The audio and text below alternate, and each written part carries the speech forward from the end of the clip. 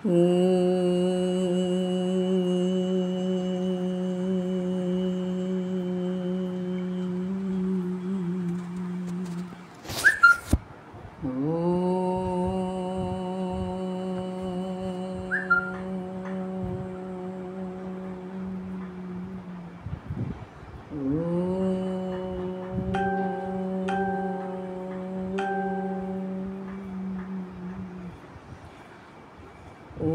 सहनाववतु सहनौ भुनक्तु सह वीर्यं करवावहै तेजस्विनावधीतमस्तु मा विद्विषावहै। ॐ शान्ति शान्ति शान्तिः। गुरुर्ब्रह्मा गुरुर्विष्णु गुरुर्देवो महेश्वरः गुरुरेव परं ब्रह्म तस्मै श्री गुरवे नमः। चिन्मयं व्यापि यत्सर्वं त्रैलोक्यं सचराचरं तत्पदं दर्शितं येन तस्मै श्री गुरवे नमः। तस्मै श्री गुरवे नमः। आता ह्या कालच्या मागच्या सूत्रात आपण बघितलं तद्विहीनम जाराणामिव इव, म्हणजे जर अशी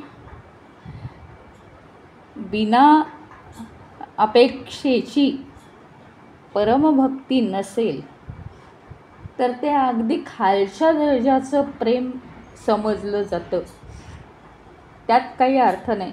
जर गोपींना श्रीकृष्णाच्या भगवतपणाचं सांगितलं ना, भग याचा अर्थ सांगितला ना, भग म्हणजे प्रकाशित, तेजोमय, तेजस्वी म्हणजे भग, प्रकाशमान. भगवतपणाचा जर महात्म्य श्रीकृष्णाचं गोपींना नसतं तर ही अशी परमभक्ती झाली नसती. ही अतिशय उच्च दर्जाची भक्ती आहे. आता त्याच्यानंतर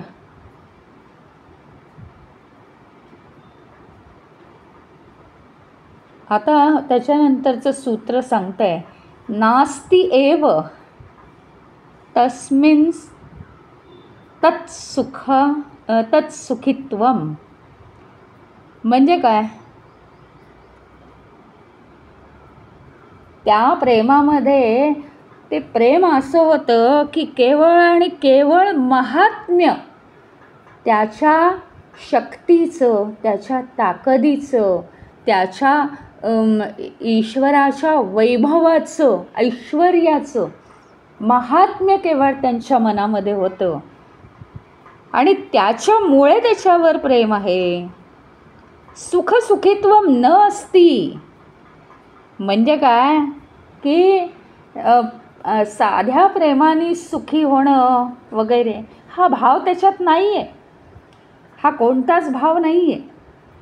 कोणत्याही वस्तूवर किंवा व्यक्तीवर का प्रेम असतं तर आपल्याला काहीतरी त्यातनं मिळणार आहे.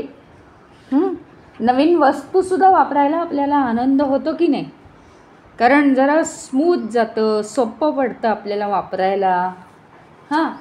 पण त्याच्यापासून काय सुखित्व भाव आहे. म्हणजे काय, त्याच्यापासून सुख मिळतं, सुखभाव उत्पन्न होतो. इथे सुख-बिख असं नाही आहे, परमानंद आहे. म्हणजे ह्याचं वर्णनच करता येत नाही.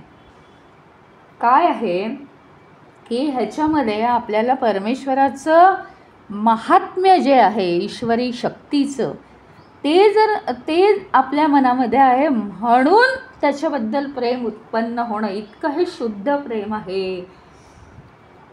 दुसऱ्यांनासुद्धा आपण या प्रेमाने आनंद देऊ शकतो आणि स्वतःसुद्धा आपण आनंद घेऊ शकतो.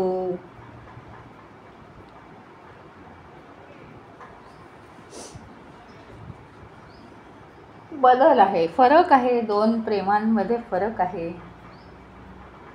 दुसरं जे प्रेम आहे ते थोडा काळ आपल्याला उत्तेजित करतं आणि उत्तेजित करून नंतर काय होतं, काही काळानंतर ते प्रेम निघून जातं. थोडा काळ उत्तेजित करणं म्हणजे खरं प्रेम नव्हे. त्यात काही टिकण्याची भावनाच नसते आणि परत परत हवं म्हणून सुद्धा अपेक्षा असते आपल्याला. परंतु ज्या प्रेमामध्ये आपल्याला ईश्वराचं महात्म्य आहे, अत्यंत मनात आदरभाव आहे, त्याची शक्ती किती अफाट आहे हे आपण अनुभवलं आहे. क्षणोक्षणी आपण आपल्या देहामध्ये ते अनुभवतो आहोत आणि म्हणून त्याच्याविषयी प्रेम आहे.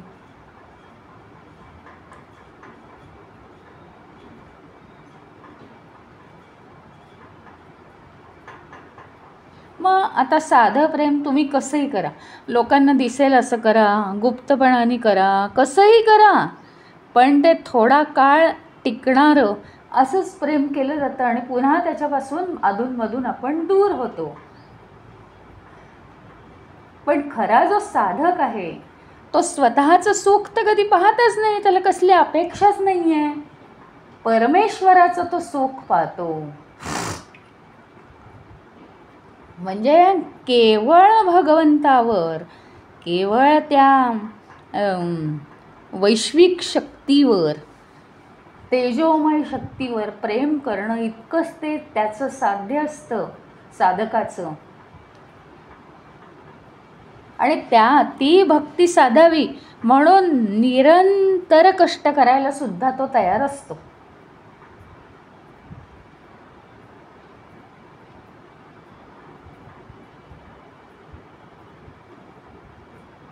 आणि केवळ भगवंत भेटला, भगवंताच्या भक्तीचा अनुभव त्याला सारखा येत राहिला की त्या अनुभूतीतून हृदयस्थ परमेश्वर त्याला जाणवला की बास, त्याला तेवढं आपल्या परिश्रमांचं सार्थक झाल्यासारखं वाटतं.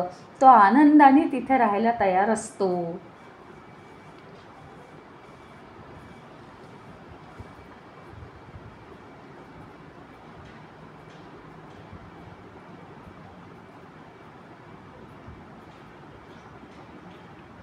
म्हणजे या सूत्रामध्ये लौकिक प्रेम आणि पारलौकिक प्रेम हे व्यक्त केलेलं आहे. यातला फरक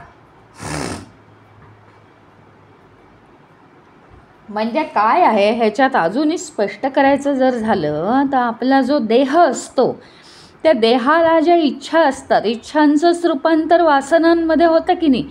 कोणत्याही वासना निर्माण करण्यासाठी किंवा कोणत्याही वासनांची परिपूर्ती करण्यासाठी लौकिक प्रेम असतं आणि वासनांचा ज्याच्याशी काहीही संबंध नाही, परंतु केवळ ईश्वरावर प्रेम, केवळ त्याचं महात्म्य मनामध्ये अगदी पुरेपूर भरल्यामुळे त्याच्यावर प्रेम, त्याच्यावर भक्ती, श्रद्धा ओसंडत असते. याला म्हणतात परमप्रेम. संपूर्णतः निस्वार्थ, कशाची म्हणजे कशाचीच अपेक्षा नसते. केवळ आणि केवळ परमेश्वराने आपल्याला स्वीकारलं. कारण काय, त्याच्या मनामध्ये, हृदयामध्ये त्याला पूर्णपणे भक्तीचा अनुभव येत असतो. पूर्णपणे भक्ती भरून राहिलेली असते आणि त्याच्यातच तो समाधानी असतो. इतका आनंद तृप्त असतो तो.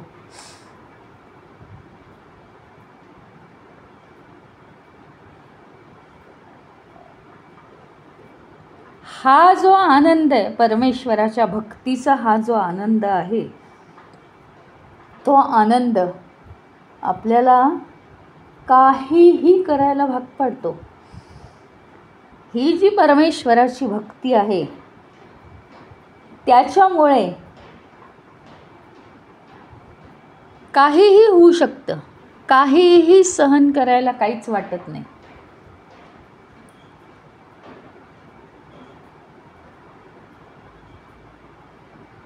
आणि परमेश्वराची भक्ती म्हणजे काय, अतिशय सूक्ष्म सूक्ष्म सूक्ष्म असा आनंद आपल्याला मिळत राहतो आणि अतिशय प्रेरणात्मक असतो. खूप स्फूर्ती येते अंगात आणि आपण किती मोठमोठाली कार्य करून जातो आपल्याला कळतही नाही.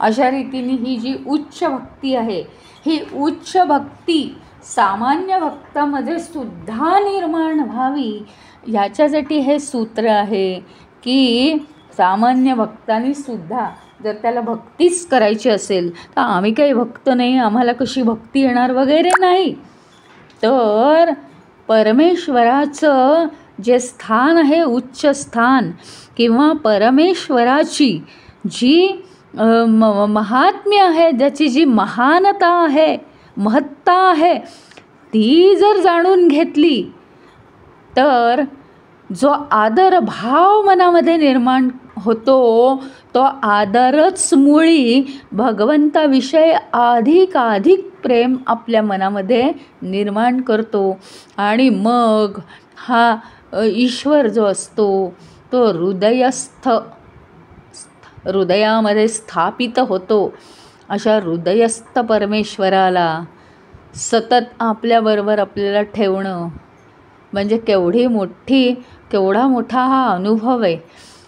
तो अनुभव घेतल्यावरच त्याचं आपल्याला समजू शकतं, नुसतं शब्दात ते समजणार नाही.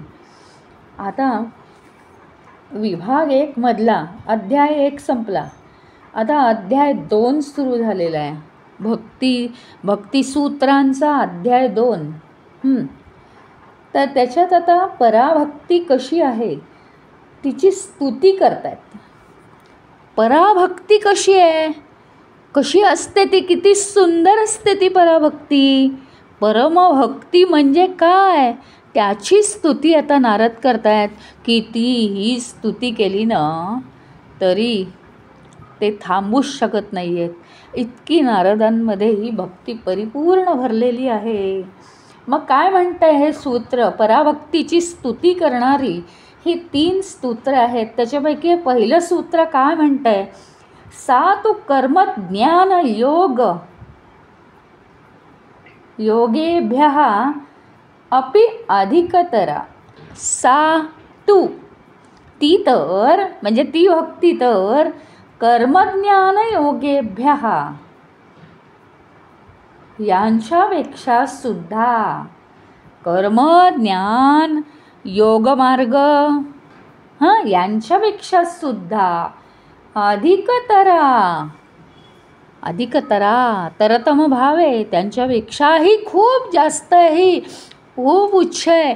तुम्ही म्हणाल कर्मानी भक्ती येईल, तुम्ही म्हणाल ज्ञानानी भक्ती वाढेल, नाही, तशी नाही आहे ही. त्या कुठल्याही मार्गापेक्षा सुद्धा केवळ आणि केवळ पराभक्ती परमभक्ती हे उच्च आहे. कर्ममार्गाने परमेश्वर भेटेल, पण हा मार्ग अतिशय दूरचा आहे. कर्ममार्गाने परमेश्वर भेटेल, दूरचा मार्ग आहे तो. त्याचप्रमाणे ज्ञानमार्गानेही परमेश्वर भेटेल, पण ज्ञानी माणूस ज्ञानमार्गाला लागला की त्याला भक्तिमार्गाकडे वळणं थोडंसं कठीण असतं. आणि तिसरी गोष्ट, योगमार्ग जरी वाटत असला तरी तो सुद्धा कसा आहे, थोडासा कोरडाच आहे. भक्ती म्हणजे काय, भक्ती ही द्रवित भाव निर्माण करते, द्रावकता निर्माण करते, आर्द्रता निर्माण करते आपल्या हृदयामध्ये. आणि म्हणून आपण या भक्तिमार्गाने परमेश्वरापर्यंत सहज पोहोचू शकतो. पण पराभक्ती तर त्याहीपेक्षा सर्वश्रेष्ठ अतिउच्च उदात्त भक्ती आहे पराभक्ती, आणि ती या सगळ्या मार्गांपेक्षा सर्वात श्रेष्ठ आहे असं नारदजींचं म्हणणं आहे.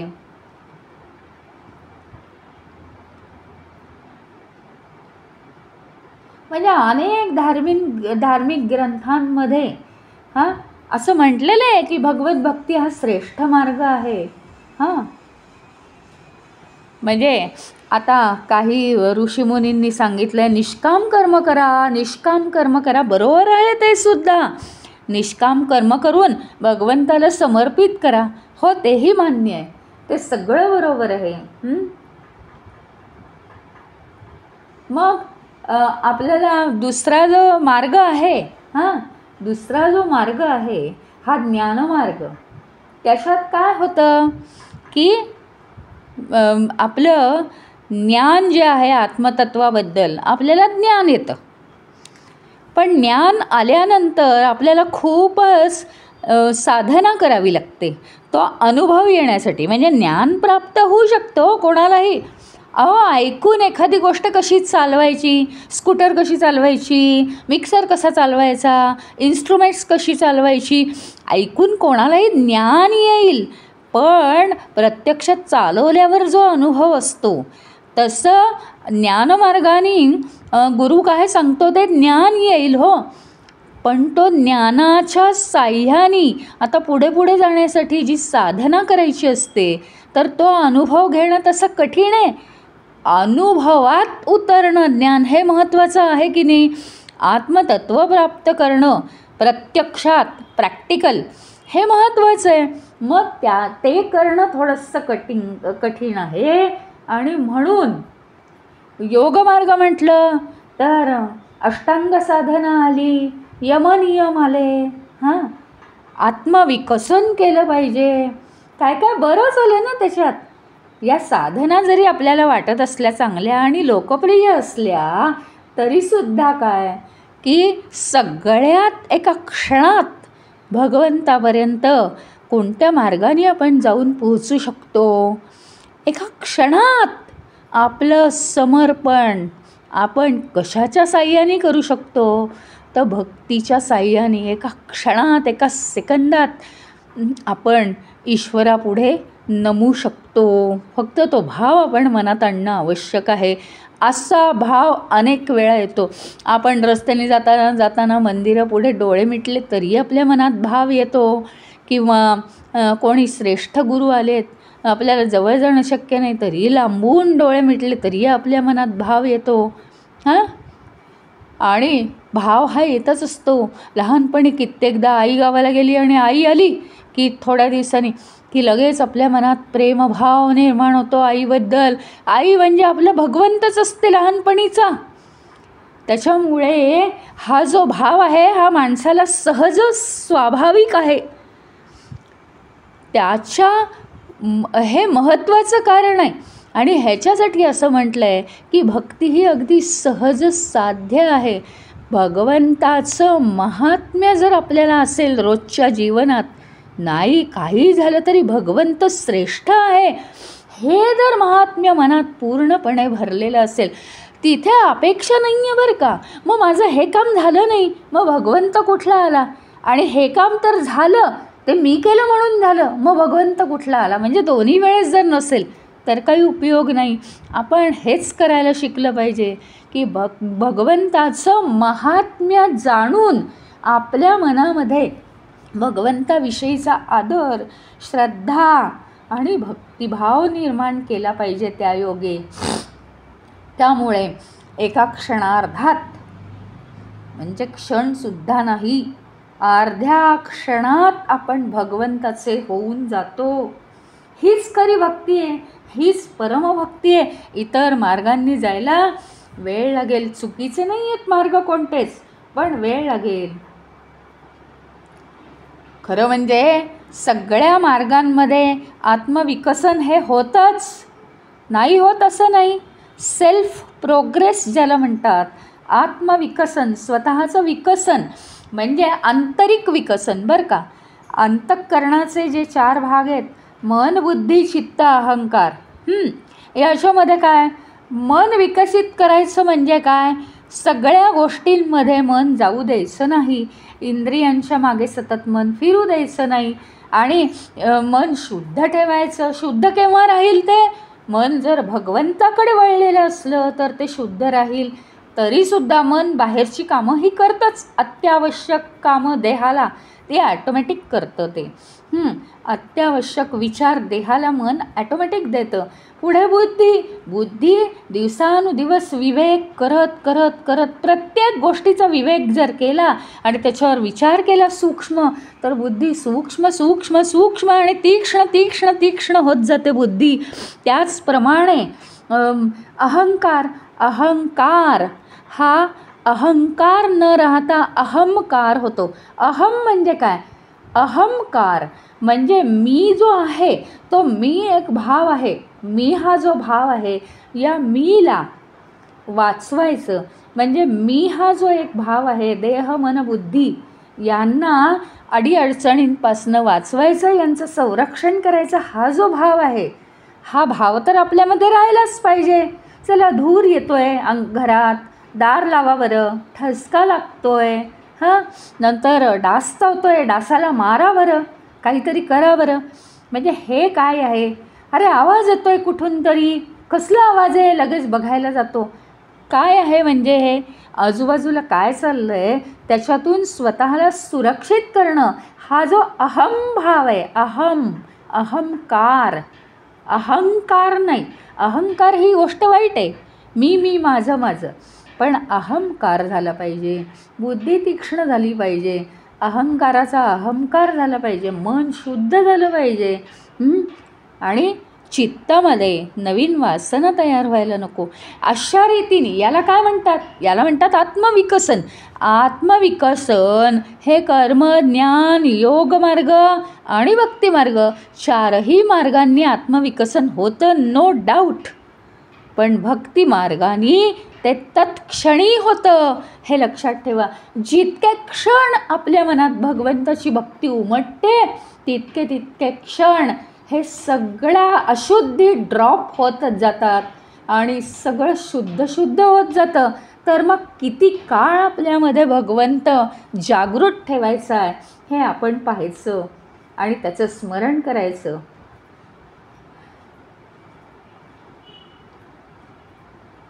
आणि काय आहे की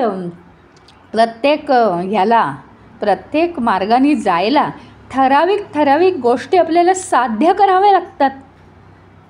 कर्ममार्गाने जायचं आहे, ठराविक गोष्टी साध्य कराव्या लागतात. आधी आपल्याला ही प्रॅक्टिस करावी लागेल की कर्म करण्याच्या आधी त्याचं प्लॅनिंग करायचं आहे, त्याच्याविषयी विचार करायचा आहे. कर्म करत असताना कर्माचा विचार करायचा नाही आहे, कर्म झाल्यानंतर फळाचा विचार करायचा नाही. तो सगळा विचार कर्म करण्याच्या आधी करायचा आहे. कर्म करत असताना विचार नाही करायचा, कर्म झाल्यावर फळाची अपेक्षा करायची नाही. या 4 ज्या गोष्टी आहेत महत्त्वाच्या, त्या सगळ्या साध्य कराव्या लागतील. मग त्याची सवय करायलाच मुळे आपल्याला काही काळ घालवावा लागेल. त्याचप्रमाणे योगमार्गाचे नियम, यमनियम आहेत ते विशिष्ट नियम ते आपल्याला सिद्ध करावे लागतील आपल्या देहामध्ये, आपल्या मनामध्ये, हो की नाही. ज्ञानमार्गासाठी काही गोष्टी कराव्या लागतील. मौन धारण करावं लागेल आणि बाहेरच्या गोष्टींची आपल्याला आसक्ती दूर करावी लागेल, अनासक्त व्हावं लागेल. त्याच्यासाठी प्रयत्न करावे लागतील. असं भक्तीमध्ये काहीही नाही आहे, लांब लचक मार्ग नाही आहे. परमेश्वरा, भगवंता अगदी हृदयापासून हाक मारली की हृदयामध्ये तो स्थित होतो. इतका प्रेमळ भगवंता इतका कोणीही नाही. कुठलीही पूर्वअट नाही आहे भक्तीच्या मार्गाने जायसाठी.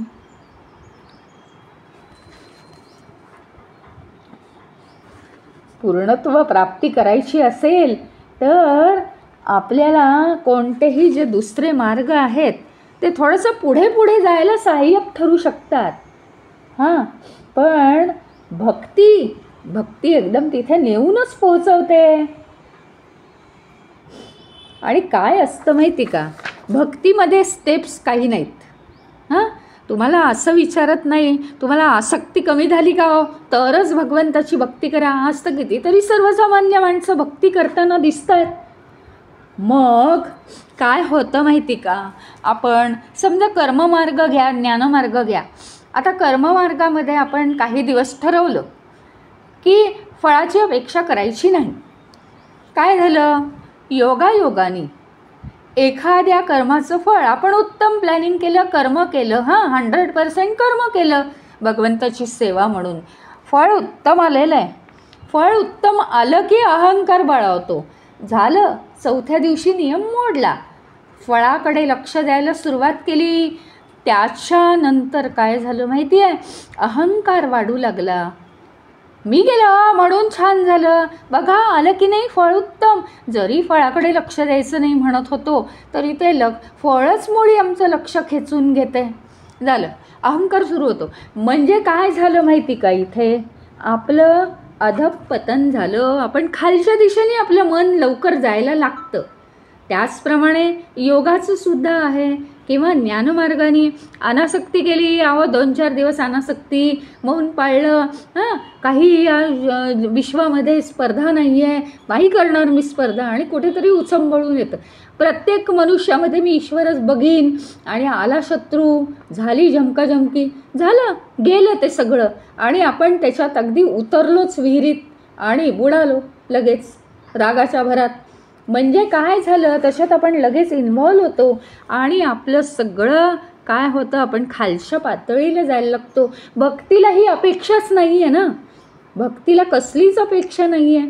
त्याच्यामुळे प्रत्येक क्षणाक्षणाला जर आपण भक्ती करत राहिलो तर काय होतं माहिती का, ती वाढतच जाते. त्याला काही अटी नाही आहेत कोणत्याच की असं करायला पाहिजे तसं करायला पाहिजे, त्याला स्टेप्स नाही आहेत कोणत्याच. त्याच्यामुळे भक्ती जर आपण करत असलो तर त्यात अधःपतन होत नाही, कधीच अधःपतन होत नाही. इतर साधनांपेक्षा भक्ती खूप फलदायी आहे. त्याच्यात अहंकार वाढण्याचा प्रश्नच नाही आहे. परमेश्वराचं खरं महात्म्य जर मनामध्ये निर्माण झालं असेल तर परमेश्वराला पाहिलं की आपण कसे पघळून जातो आणि डोकं त्याच्या चरणांवर ठेवतो.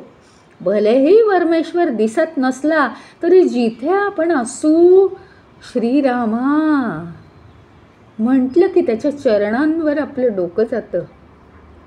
काहीही झालं, कुठेही असलो, आपण प्रवासात असलो, आपण बाहेर असलो, आपण घरात असलो, आपण झोपलेलो असलो, काकुळतीला येऊन त्याचं नाव घेतलं की त्याच्या चरणांवर डोकं ठेवलं जातं. त्याचे चरण तो आपल्या हृदयामध्ये आणून ठेवतो. तेवढी मोठी त्याची कृपा आहे आपल्यावर.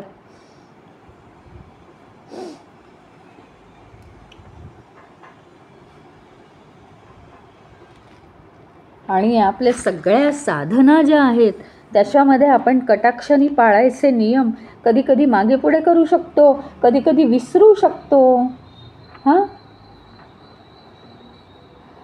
आणि त्याच्यामुळे काय होतं माहिती आहे, कधी कधी आपण मागे राहतो त्या मार्गांमध्ये. पण तसं जर भगवंतावर अनंत प्रेम असेल, भक्ती मार्गामध्येच केवळ ते अनंत प्रेम असतं, अनन्य भक्ती, दुसऱ्या कशावरही एवढं प्रेम नाही, तर 1 मिनिटसुद्धा भगवंत आपल्यावर कृपा करायचं सोडत नाही. परंतु त्या कृपेचं 1 क्षणभरही त्या कृपेला आपण विसरू शकलो नाही पाहिजे. अशा तऱ्हेने ही भक्ती साधना जी आहे ती सर्वश्रेष्ठ आहे परमार्थाच्या मार्गात. अन्य मार्गांपेक्षा सगळ्यात महत्त्वाचा मार्ग ईश्वराच्या जवळ जाण्यासाठी, जवळ नव्हे, ईश्वराच्या आतमध्ये शिरण्यासाठी, ईश्वराशी एकरूप होण्यासाठी, ईश्वरामध्येच सामावून जाण्यासाठी भक्ती हा एकमेव मार्ग आहे. इतकं भक्तीचं अफाट महत्त्व ह्याच्यात सांगितलेलं आहे. तुम्ही कधीही हे करून पहा की अत्यंत अगदी भगवंताला आर्त स्वरात हाक मारून पहा. तुमच्या हृदयात तो आलाच पाहिजे.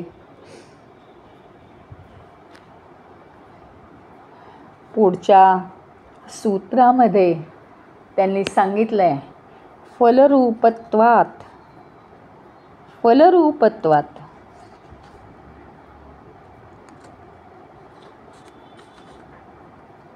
म्हणजे काय? फलस्वरूप आहे भक्ती. म्हणजे भक्ती करून काही मिळणार नाही आहे. हे बघ, ज्ञान आहे ना, ज्ञान मिळवलं की परमेश्वर मिळतो किंवा आत्मप्राप्ती होते. योग साधना केली की ईश्वराशी योग होतो. हां, कर्ममार्गाने ईश्वराची सेवा केली सेवक बनून की हळूहळू हळू आपण ईश्वराप्रत जाण्याचा प्रयत्न करतो आणि आपलं लौकिक जीवन सुधारतं, सोपं जातं. परंतु भक्ती केली म्हणून परमेश्वर भेटला असं आहे का? नाही. त्यातला अतिशय बारकावा लक्षात घ्या. भक्ती केली म्हणून परमेश्वर नाही भेटलेला. भक्तीने आपण ईश्वराशी एकरूप झालो रे झालो की ईश्वर भेटलाच. म्हणजे भक्ती हीच फळ आहे. तुम्ही भक्ती करायला गेलात की त्या क्षणी तो भेटलेलाच असतो. फक्त ते ज्ञान आता तुम्हाला झालं पाहिजे की ईश्वर भेटला, आणि ते होतं. आता ते ज्ञान होतं म्हणजे काय होतं? आपल्या आतमध्ये असा एक रस निर्माण होतो की त्यामुळे आपल्या डोळ्यातून अश्रू येतात, नयनांमधून अश्रुधारा वाहू लागतात. ईश्वर भेटल्याचाच तर तो आनंद असतो. मग आणखीन दुसरं काही नसतं.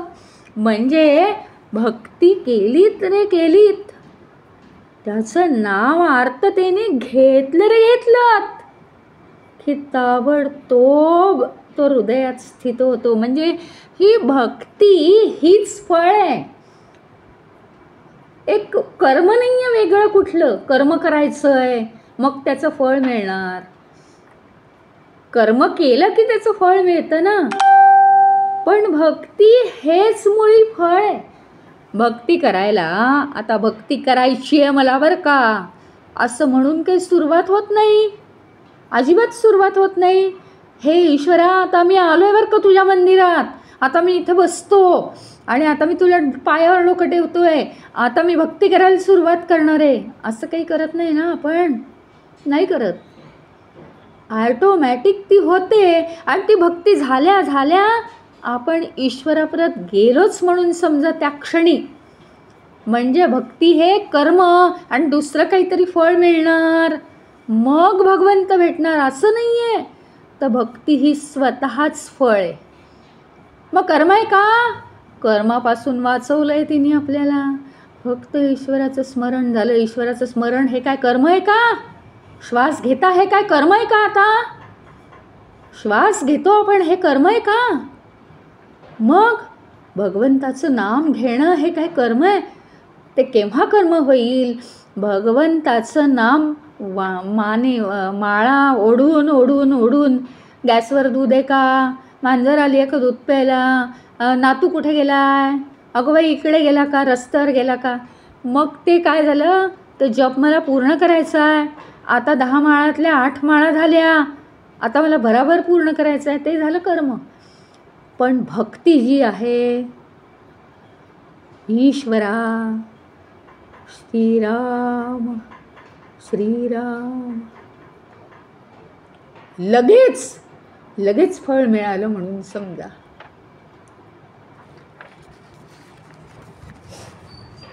लगेच तो आपल्या हृदयात स्थापित होतो आणि आपल्याला आनंद देतो.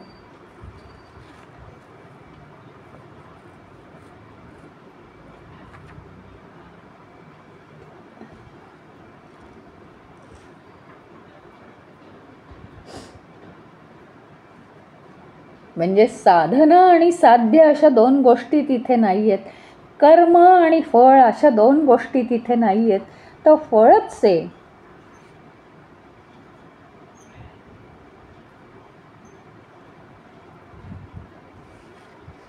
जोपर्यंत आत्ताच मी म्हटलं ना की जप चालू आहे आणि गॅसवर दूध आहे का, म्हणजे जोपर्यंत इतर विचार मनामध्ये येऊन भक्ती करण्याचा प्रयत्न करतो त्यावेळी ती साधनेला कष्ट असतात. पण जर तुम्ही खरी भक्ती केली, खरं ईश्वराचं नाम घ्यायला लागलात, माळ ओढण्याची गरज आहे का मला सांगा? अरे दर 5-5 मिनिटांनी आर्त स्वराने बोलवा ना त्याला, काय अनुभव येतोय बघा. तेच तर साध्य आहे. साधना वेगळी राहिलीच नाही. इतका परमेश्वर कृपाळू दयाळू आहे.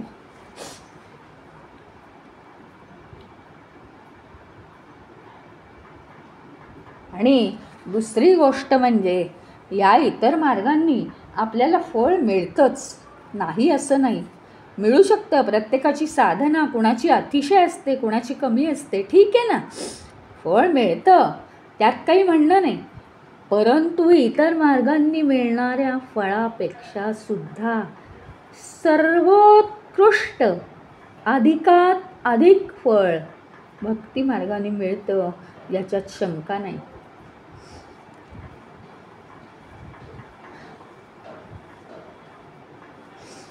आता पुढचं जे सूत्र आहे ते थोडंसं वेगळ्या धर्तीचं आहे, म्हणून ते आपण उद्या घेऊया. आज इथे थांबूया. ओम पूर्णमद पूर्णमिदं पूर्णात् पूर्णमुदच्यते पूर्णस्य पूर्णमादाय पूर्णमेवावशिष्यते. ओम शांती शांती शांती. हरि ओम. श्री गुरुभ्यो नमः. हरि